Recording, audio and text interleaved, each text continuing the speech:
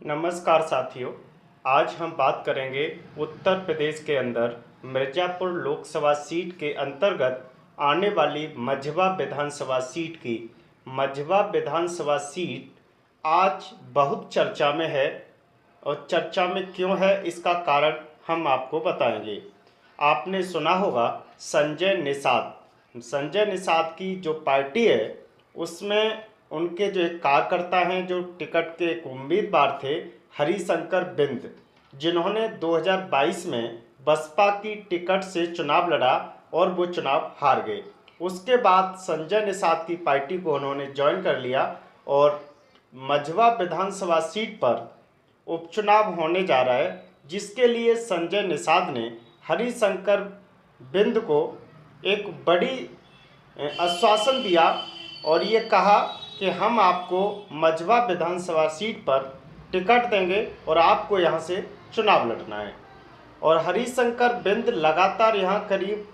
6 महीने से, जब से लोकसभा चुनाव हुआ है उसके बाद से लगातार अपनी जो तैयारियां थी उसे कर रहे थे, लोगों के बीच आ रहे थे, जा रहे थे, लोगों से व्यक्तिगत अपने संबंधों को स्थापित भी कर रहे थे और एक मजबूत पकड़ भी वो अपने समाज पर मझवा विधानसभा सीट में रखते भी हैं। उसके बाद एक बड़ा खुलासा उन्होंने संजय निषाद पे किया, जिसकी वजह से वो चर्चा में आ गए। उन्होंने जब मझवा विधानसभा सीट पर सुष्मिता मौर्य को बीजेपी ने टिकट दे दिया और उनके सिंबल पर वहाँ से जब प्रत्याशी मैदान में उतार दिया गया, तब उन्होंने हरिशंकर बिंद ने संजय निषाद पर ये आरोप लगाए कि उन्होंने हमसे पहले 5 लाख रुपए पार्टी फंड के लिए ले लिए गए और मिर्ज़ापुर लोकसभा क्षेत्र के अंतर्गत जितने भी संजय निषाद की पार्टी के जो भी कार्यक्रम हुए उसमें जितना भी जो खर्चा हुआ वो सारा खर्चा मुझसे कराया गया। उन्होंने यहाँ तक आरोप लगाया कि मुझसे करीब 6 महीने के अंदर 70 लाख रुपए संजय निषाद ने लिए। उसके बाद उन्होंने ये भी आरोप लगाया कि संजय निषाद ने करीब 2 करोड़ रुपए लेकर के और अपना टिकट और अपने समाज को बेच दिया। ऐसे संगीन कई आरोप संजय निषाद पर लगे हैं।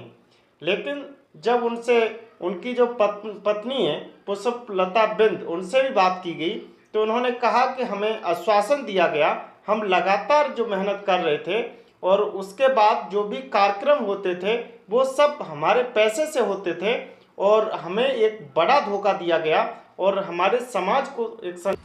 संजय निषाद ने बीजेपी के कहने पर